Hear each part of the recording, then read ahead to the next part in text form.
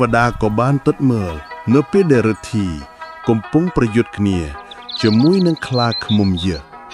ខ្លាឃ្មុំពនឯងនឹងយើងផោមក៏ងាប់ដែរវើយសាក់ញ៉ាំរិនទាជើងចាក់មួយតែមើល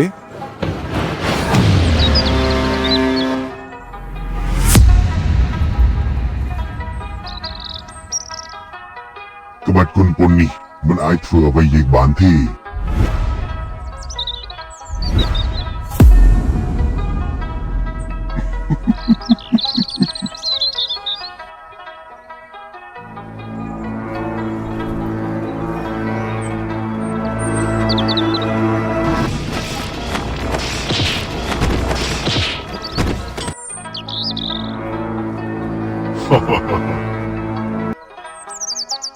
រទ្ធីក៏គិតថាខ្លាឃ្មុំប៉ុននឹងស៊ីផុយហើយមានគីឡូអីໄວឆ្នេយ៉ាងតៃ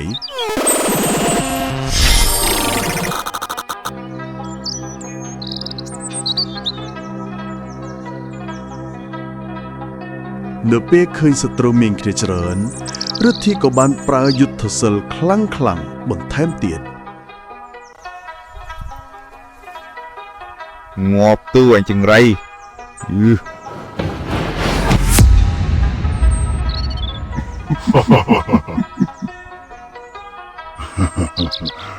អាអ្នកខ្លាំងមិនខ្ចីលាក់មុខអើយ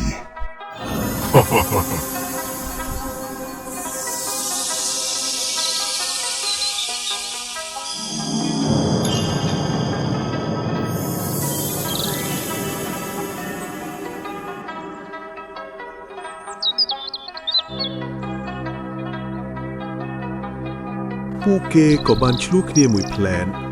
មើលទៅមាត់ជីបអត់មិនដឹងជានិយាយអ្វីទេប្រហែលជាជេរម៉ែគ្នាផងក៏មិនដឹង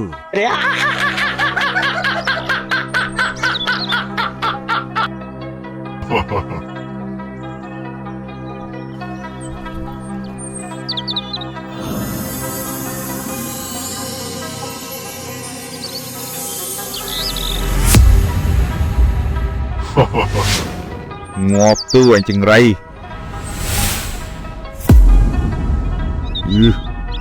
នៅពេលដឹងថារិទ្ធីប្រកាសជាចាញ់ក៏ល្បិចរបស់វិស័យកាញ់ជ្រូងហើយទ្រុំក៏បានយាងចូលទៅកាន់ឋានមនុស្សដើម្បីជួយសង្គ្រោះទៅដល់រិទ្ធី